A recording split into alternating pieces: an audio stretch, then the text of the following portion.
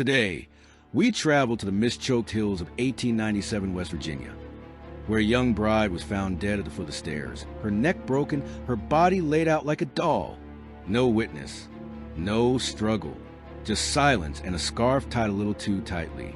The town called it tragedy. The doctor called it fainting. But her mother? She said the dead had spoken. And when the grave was opened weeks later, it turned out they had. So lean in and witness the chilling case of the Greenbrier Ghost.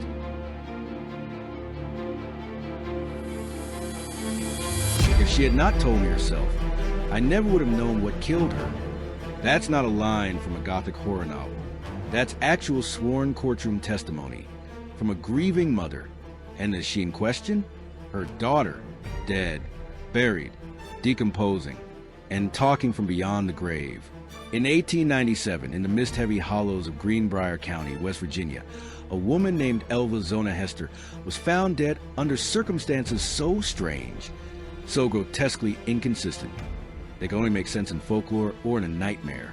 Her neck twisted unnaturally, her body laid out with odd precision. The town physician chalked it up to childbirth, except she wasn't pregnant, and no child appeared. The story could have ended there, brushed into the archives of rural tragedy, if not for one impossibly defiant woman. Mary Jane Hester, Elva's mother, refused to grieve quietly. She said her daughter came back, night after night, dressed in white, cold as the grave, with one message: he killed me. What followed was not some seance or ghost hunt. It was a murder trial, a real one, on record. And the testimony of a ghost wasn't just whispered in dark corners. It was cited as evidence.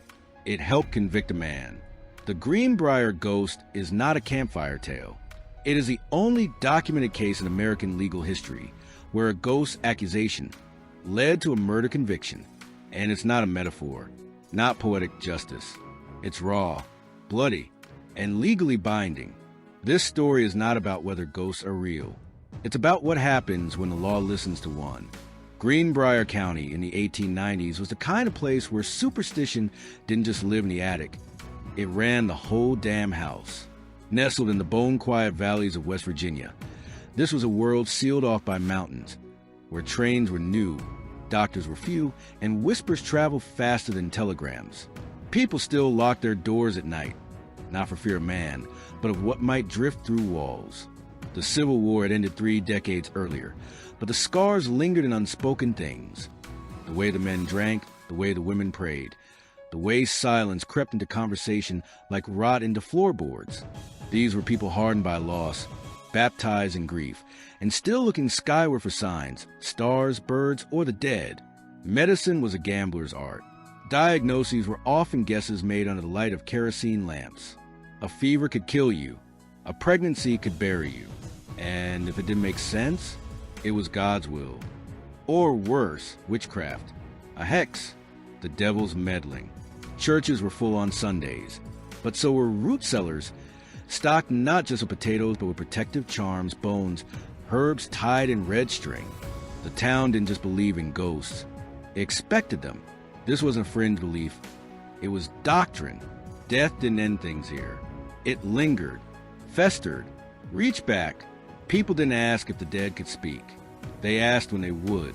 And so, when Elva Zona Heaster died in the winter of 1897, no one thought, could something supernatural be involved? That question was already answered. The only question left was, what the hell was she trying to say? Let's talk about Elva Zona Heaster, the woman who allegedly clawed her way through the veil between life and death to tell the world who murdered her. And no, she wasn't a witch, a mystic, or a psychic medium. She was just normal, a little quiet, a little secretive, the kind of woman you'd pass in the street and forget by the next corner. But that's the thing, isn't it? We always overlook the quiet ones until their silent screams from a grave. Zona, as she was known, had grown up in the same backwater fog as everyone else in Greenbrier. She was no stranger to hardship. Her family was poor. Her mother, Mary Jane Hester, was known for being sharp-tongued and suspicious of strangers, with a spine like iron and a moral compass carved in fire. Zona, by contrast, seemed softer, People say she was drawn to beauty, lace music, a good dance, anything that reminded her she was alive in a place that fell half dead. Then came Edward Stribling Trout Shue, a name so absurdly villainous it feels like Charles Dickens and Bram Stoker had a love child. He was a blacksmith, tall, dark, handsome, in the way poison can look like wine. He arrived in Greenbrier like a storm in a teacup. No roots, no family, no clear past. But he had charm, that dangerous kind of southern charm, slicker than lard and twice as hard to wash off. Within weeks, Zona was married to him. Nobody in town had time to blink before she became Mrs. Trout Shue. And just like that, she vanished into marriage. She moved into his home, isolated from her mother, rarely seen. Something about it felt off. But in that time, a wife's disappearance into her husband's shadow was a red flag. It was tradition. Women didn't vanish. They simply obeyed until she was found dead, face down at the foot of the stairs, in a clean dress, with a broken neck, arranged like a marionette, gently laid for display. And Trout? He wept like a man in a Shakespeare play, full of passion, flailing grief, overacted hysteria. But grief has a smell, and this man reeked of something else entirely. It was January 23rd, 1897, a day that would freeze in the collective marrow of Greenbrier County. The air was brutal, the kind of cold that scrapes your lungs from the inside. Trout Shue sent a young boy, Anderson Jones, to his home to see if Zona needed anything. Not because he was worried, mind you, but because he said she wasn't feeling well. No big deal, just a little faint. Anderson was 12. A kid. He opened the door and stepped into a silence, so heavy it felt like it had weight. The fire was low. The room was colder than outside. And at the foot of the stairs, crumpled like a discarded doll, lay Zona. Her feet were together. One hand was stretched across her chest, the other pinned awkwardly beside her. Her head was cocked at a grotesque angle. Dead. Still warm. The boy ran. Who wouldn't? When the doctor finally arrived, Dr. George Knapp, things started smelling wrong. But not just from the corpse. Trout was already there, sobbing, cradling Zona's head in his lap, dressing her in a high-collar gown, one she reportedly hated, and refusing to let the doctor examine her neck. Let's repeat that. He wouldn't let the doctor examine her neck. Kept clutching it, stroking it, acting like a grief-drenched stage actor, auditioning for sympathy. Every time Dr. Knapp tried to look closer, Trout would weep harder, shake, moan, distract, and the good doctor, either from sympathy or cowardice, let it go. Official cause of death, everlasting faint. Later updated to childbirth. Except there was no pregnancy. No evidence of one. Zona was 23, healthy, and as far as anyone knew, not with child. But the body was buried quickly. Too quickly. The funeral was a circus. Trout hovered over the coffin, guarding it like a dragon guards treasure. He wrapped a scarf around her neck, said it was her favorite, wouldn't let anyone touch her, rearranged pillows, fussed with the corpse like it was still alive and might complain. People whispered, but no one dared say it aloud, because in Greenbrier, grief was sacred, and Trout had weaponized it perfectly. Mary Jane Hester, though, Zona's mother, she watched all of it, eyes like flint, heart like thunderclouds, and she knew something was horribly, irrevocably wrong. Let's just stop pretending the story follows rules, because this is where the grave opens up, literally, and rationality takes a long walk off a short cliff. Mary Jane Hester, Zona's mother, didn't cry like other women. She didn't collapse. She didn't kneel at her daughter's grave in soft lament. No, she went home. She boiled sheets that had touched Zona's corpse. And when the water turned bright pink and smelled rotten, she took it as a sign. She didn't need a priest. She didn't need a detective. She needed a ghost. And, according to her, she got one. For 4 nights, Zona came to her.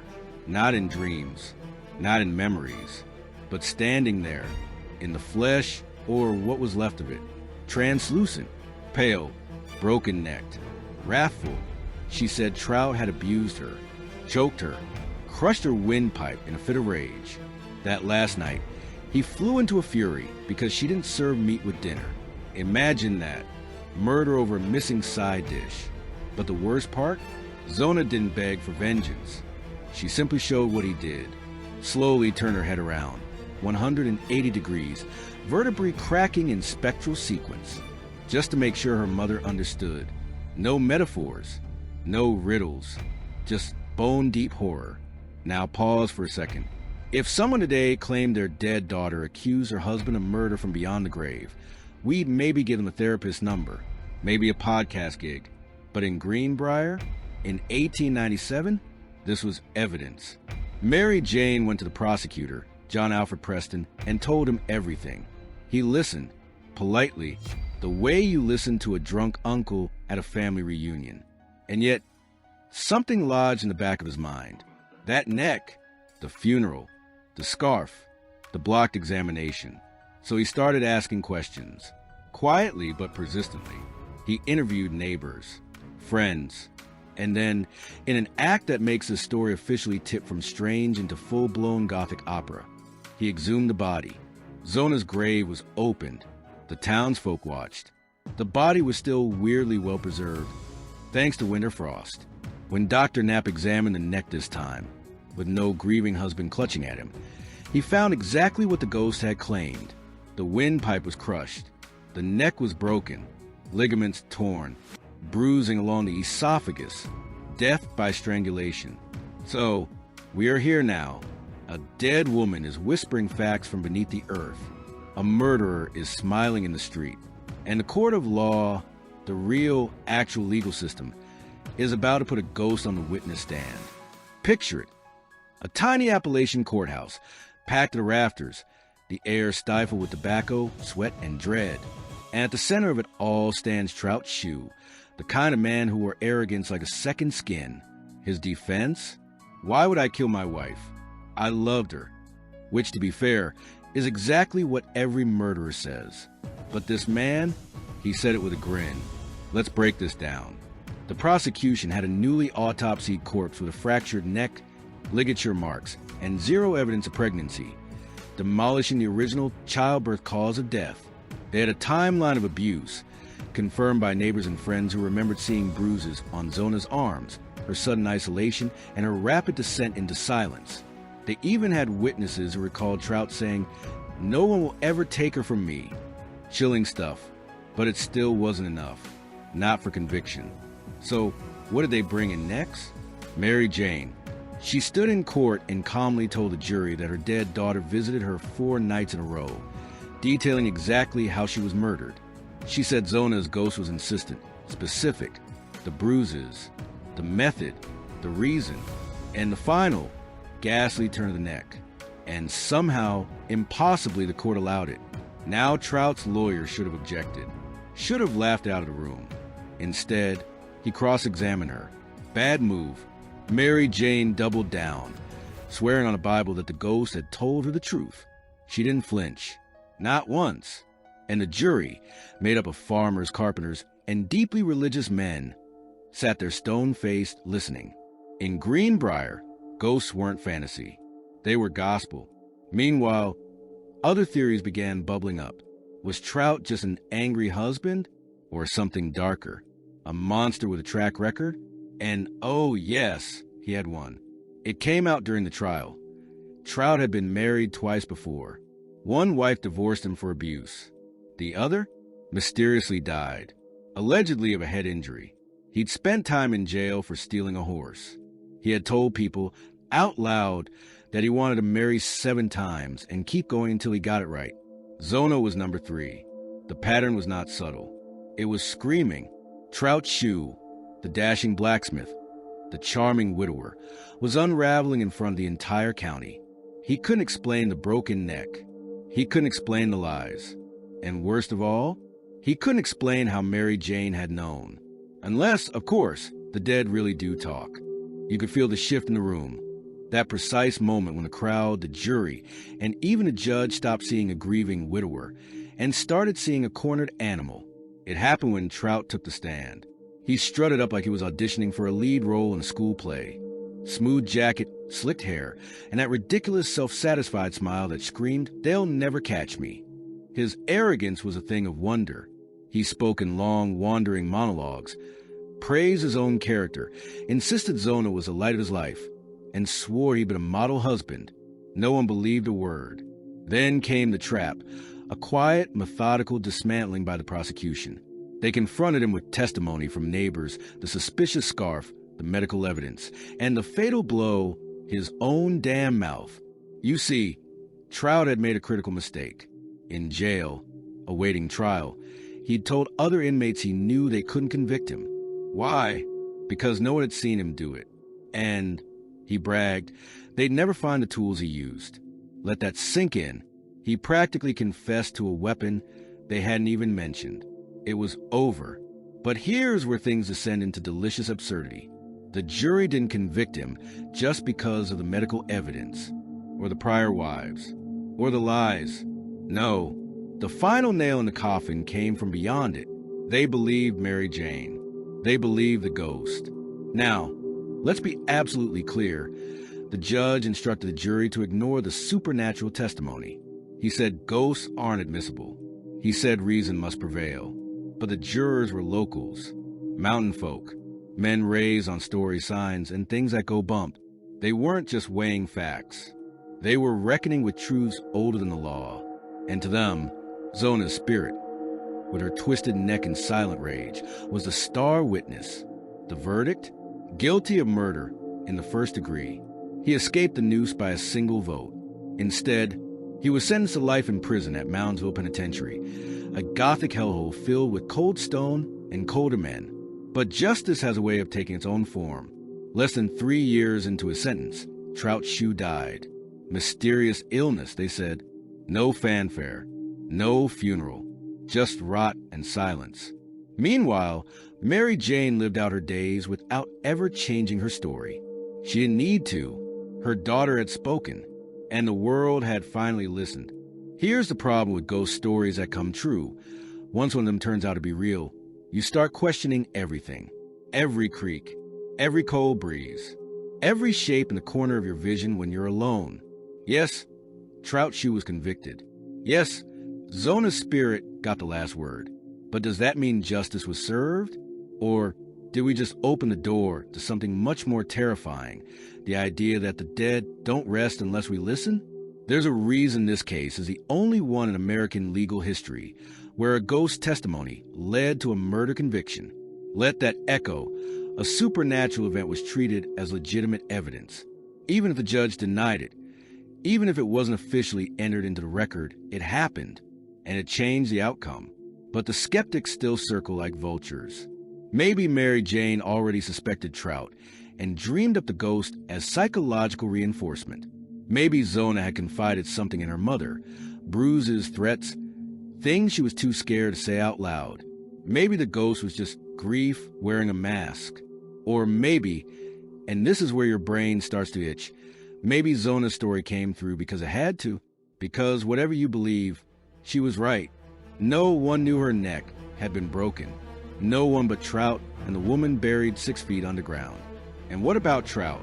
If he hadn't tampered with the body, if he'd let the doctor examine her neck, if he hadn't boasted in jail, would he have walked free? Probably. He'd charmed the town once. He could have done it again. Instead, he overplayed his hand, and the ghost, the myth, the silly woman's vision tore it all down. But here's where things get ugly. For every Zona who speaks from beyond, how many remain silent? How many are buried with broken bones and missing stories, never to haunt a soul because no one listens? No one dreams the right dreams? What if justice sometimes needs something unreasonable to make sense? There were no more appeals, no retrial. Trout rotted in prison, then in the ground. But the ghost? She lingered in whispers, in news clippings, in courtroom legends. A woman's silence in life who screamed loudest in death. And nobody ever dared marry Trout Shue number 4. After the trial, Greenbrier County didn't exactly breathe a sigh of relief. It shuddered and tried to move on. But you don't just scrub something like this out of your collective memory. You don't forget the time a mother claimed her daughter haunted her with autopsy results and turned out to be right. Mary Jane Hester died in 1916. No scandal, no memoirs, no circus. She never exploited the case, never tried to profit from the ghost she swore had stood at the foot of her bed. She died quietly, maybe finally able to sleep. Her daughter's killer was dead. The story had been told. The grave was undisturbed. But the town never fully recovered. Zona's tombstone still stands on a lonely hilltop, carved with one word that says everything and nothing, murdered. And nearby, a historical marker, a real state-sanctioned plaque, telling the story of the Greenbrier Ghost. You can visit it today, right off Route 60.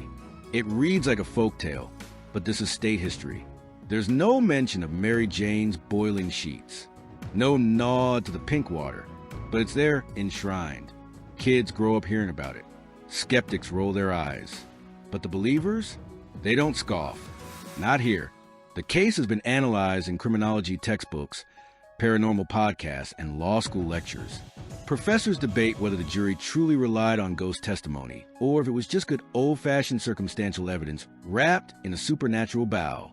But does it matter? The legacy isn't what the court decided. It's what people still believe. Every generation has its version of Zona, women whose pain is dismissed until it screams loud enough to break glass. Every town has its Trout, smiling, charming, manipulative monsters in plain sight. And every so often, something cracks the world open and lets the dark truth pour out, whether through evidence or through something colder. And for Greenbrier, that crack came in the form of a ghost wearing a broken neck like a crown. Some say they still see her on foggy nights, wandering near the old farmland where she lived. She doesn't speak. She doesn't need to. That head, forever tilted, says everything. Here's the thing no one likes to admit.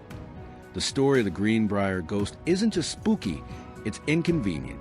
It forces us to ask disgusting, sticky questions about how truth works, how justice works, and whether the dead might be more trustworthy than the living. Zona Shue had no voice in life, just a string of bruises, a suffocating home, and a husband who smiled too wide. But in death, she became a prophet, a victim turned witness, a corpse that refused to stay silent. And what makes that terrifying isn't the ghost part. It's the fact that without that spectral accusation, her murderer might have walked. The legal system failed her. Her doctor didn't check her neck. Her neighbors looked away. Her husband was almost allowed to drape her body in silk and lies and bury her in silence. It took something impossible, a ghost, to undo it all. You think about that long enough, and the world starts to look crooked. How many Zona Heasters never got their ghost moment? How many are still waiting for someone, anyone, to see the signs, boil the sheets, listen to the dreams? And if a mother's grief can manifest a truth like that, if the mind cracked wide with sorrow can pull the real story from the abyss, who's to say ghosts aren't just memory refusing to die? Here's a fact to haunt you. Zona's grave is still visited.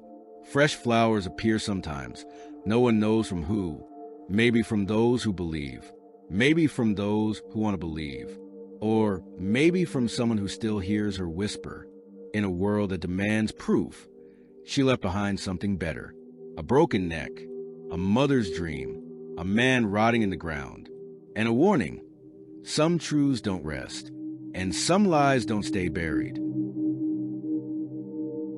Hello, everyone, and thank you so much for listening. As usual, please leave any comments or feedback you may have, and I hope to see you all again in the next case.